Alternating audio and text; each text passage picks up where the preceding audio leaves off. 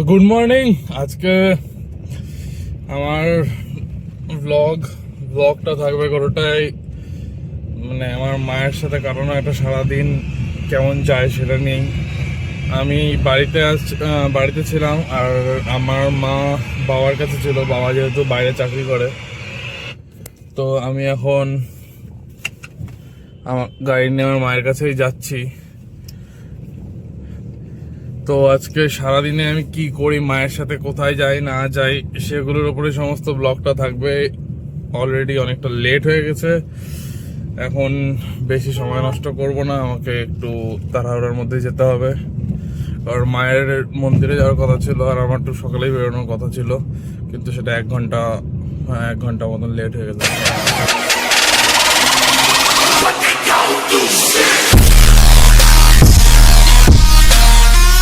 আজকে একটা জিনিস রিয়েলাইজ করলাম সকালবেলা। বিষয়টা হচ্ছে মানে আমাদের মারা আমাদের জন্য, মানে ছেলেদের জন্য, তাদের সন্তানদের জন্য কতটা নরম থাকে, কতটা স্যাক্রিফাইস করে থাকে। মানে আমার মা আমাকে ঢুকতে বলছিল 7টার মধ্যে, ঠিক আছে, এখন তো অলরেডি 7:30 বাজে পার হয়ে গেছে। এবার আমার ঘুম থেকে উঠতে লেট হয়ে গেল। হ্যাঁ, আমি ঘুম থেকে উঠে সাথে স্নান করে বেরোলাম। আমার ঠিক আছে, লেট হয়েছে। এই সেম জিনিস যদি আমার সাথে কেউ করতো বা আমি যদি অন্য কারোর সাথে করতাম, আমার মা বাদে, সে শেষ করে দিত আমার মাথা যে আমি তোমাকে বলেছিলাম এই সেই আনতেন। হ্যাঁ, কিন্তু আমার মা, সে আমাকে কামভাবে একটা তোদের উঠেছিস, আমি বললাম হ্যাঁ আমি একটা চলে এসেছি। বলছে ঠিক আছে আস্তে আস্তে চলে। এই জিনিসটা মা ছাড়া কারোর কাছ থেকে পাওয়া যায় না, অসম্ভব। তো আমি অলমোস্ট পৌঁছে গেছি আমার মায়ের কাছে। তো ডিস্টেন্সটা ছিল মোটামুটি 75-80 কিলোমিটার মতন। আমি অলমোস্ট পৌঁছে গেছি।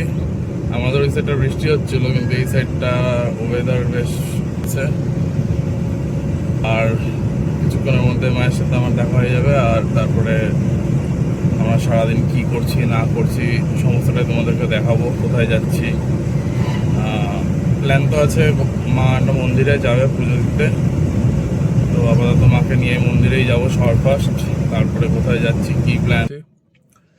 আমার মা এই উপরে এইখানেই থাকে, মা বাবা। তো এখন বেশ অনেকদিন পর বাবা মার সাথে দেখা হবে আমার। দেখি তাদের রিয়াকশন কিছুই নেই। আমাদের ফ্যামিলিতে ওগুলো চড়ার নকশা, নো নকশা। তো আমি আর আমার মা বেরিয়ে গেছি, আমরা এখন যাচ্ছি মালদায়। এই যে আমাদের গাড়ি রেডি, ওই যে আমার মাও রেডি। মা কোথায় চলে উঠতে গেল, কোথায় গেল। আমি এখন আপাতত গাড়িতে বসি, মাকে নিয়ে যাই, একটু ঘুরি ফিরি। কারণ মা উপোস আছে, আমি উপোস আছি, কেউ কিছু খাইনি, কারণ আমরা পূজা দিতে যাচ্ছি। পূজা দিব, পূজা দিয়ে তারপরে খাওয়া দাওয়া করবো।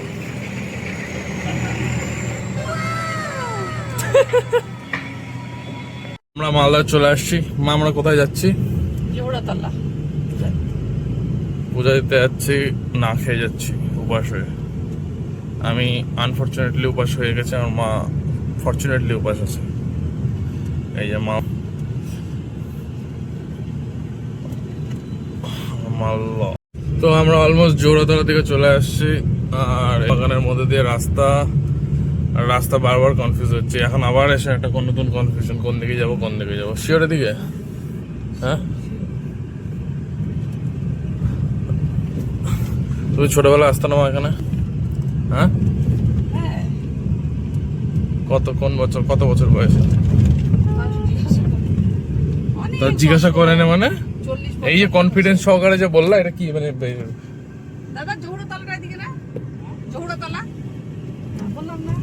কনফিডেন্স কাজে লাগছে, মা ফলস খায়নি আমার। মায়ের কনফিডেন্স কাজে লেগে গেছে। 45 বছর আগের থেকে আসছি, মনে করে যখন আমার বয়স 4-5 বছর। এই যে একবার সুনাম করে দিলাম, এবার ভাবটা খেলেই থাকবে।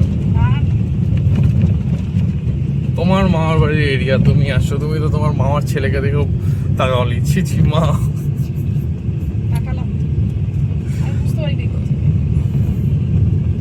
বলবে দিদি সত্যি এরকম করলো আমাদের সাথে।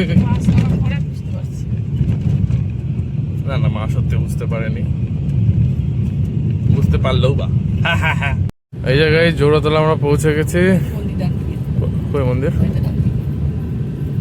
এই যে ডান দিকে এটা মন্দির। এখনো সেভাবে ভিড় শুরু হয়নি, মোটামুটি প্রচুর ভিড় হয় এখানে, আরো অনেক বেশি ভিড় হয়। গাড়ি রাখার জায়গা দেখছি, দাঁড়াও। তা গাড়ি রাখার জায়গা দেখে গাড়ির থেকে নেমে সবার সাথে কথা হচ্ছে, দাঁড়াও।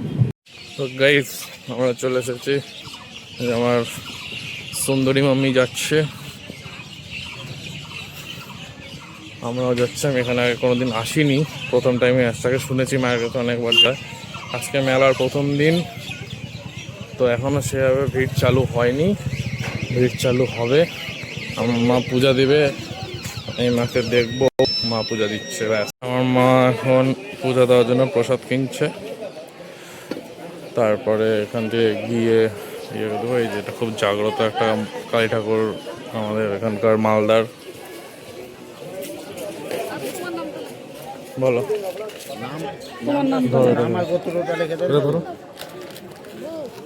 তো আমি এখন জোড়াতলা মন্দিরের ভিতরে ঢুকছি। আপাতত এখনো ঠাকুর আসেনি, ঠাকুর আসবে, এখনো দেরি আছে, আজকে এখনো ঠাকুর আসেনি ভিতরটা।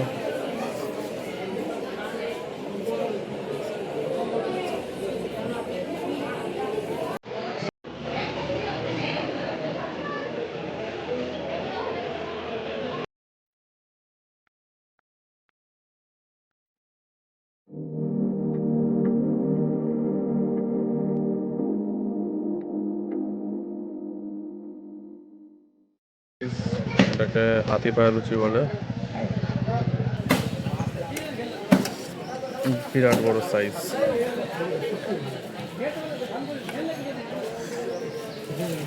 খেয়ে বলো কেমন, খেয়ে বলো কেমন।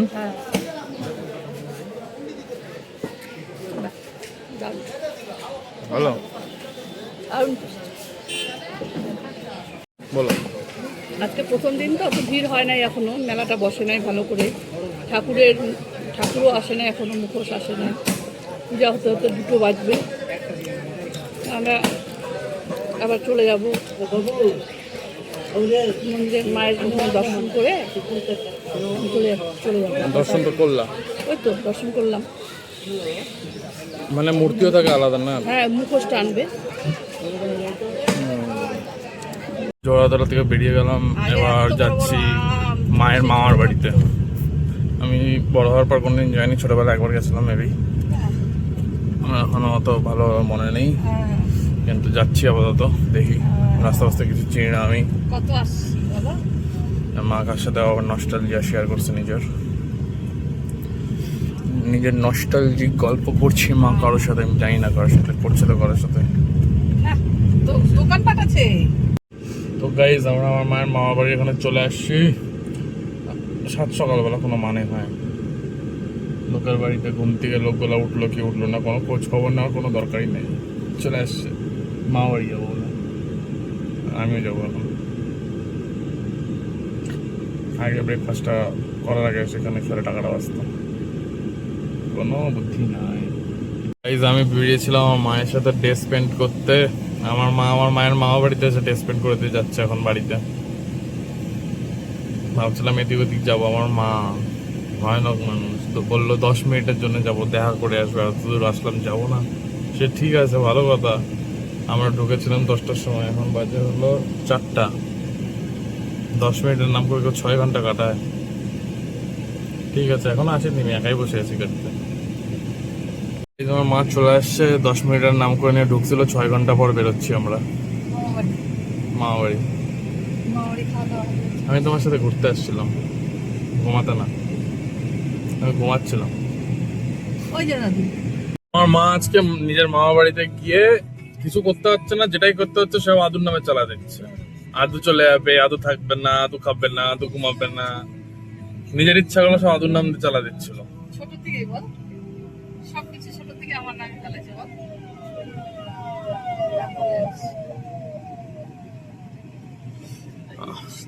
আর আমি আমার মাকে বললাম যে একটা জামা প্যান্ট কিনে দাও।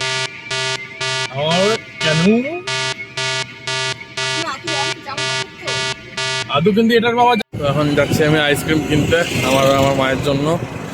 আইসক্রিম খাবো দুজন, দেখি কি আইসক্রিম পাওয়া যায়, ভালো কোনো আইসক্রিম খাবো।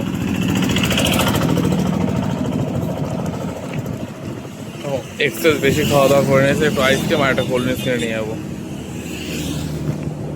আমি একটা চকোলেটে আর দুটো আইসক্রিম চকোলেটে আর ঠান্ডা জলের বোতল সব কিনলাম। আমার 300 টাকা উড়ে গেল। মায়ের কাছ থেকে টাকাগুলো নেবো, বলবো 400 টাকা হয়েছে।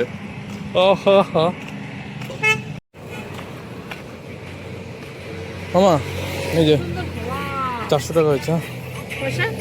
আমি দিয়ে দিয়েছি, পরে তুমি আমাকে দিয়ে দিও। ধার ধার আর তোমার আমার মধ্যে 400 টাকা নেই আর কি। 400 টাকা হয়নি, 300 টাকা হয়েছে। ওই যে তোমার জন্য তোমার না থাকতে লাগবে না, খেতে নামতেছি নাকি? দাও আমার ফোনটা দাও, তোমার কুলফিটা নাও। এটা রাখো। ফোন না, কোন বলছি, কোন আইসক্রিমটা? ইয়েস, খুলে দাও। আমি আসলে রাজা, আমাকে খুলে দেওয়ার জন্য লোক রাখি।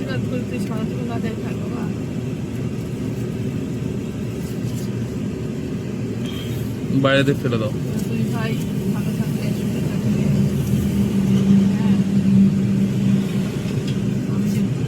আগে এই দোকানটাতে ভালো ভালো আইসক্রিম পাওয়া যেত, এখন পাওয়া যায় না। দেখ দেখ দেখ দেখ দেখ, এ দেখো দেখো দেখো। Thank you.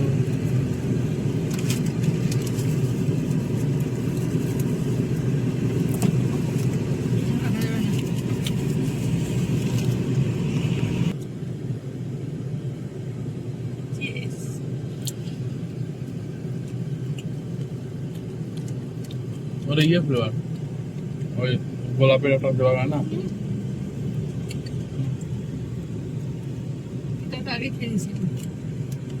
কই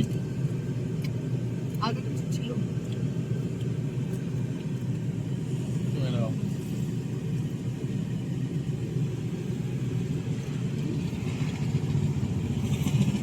মা রাতে কি খাওয়াবা মা?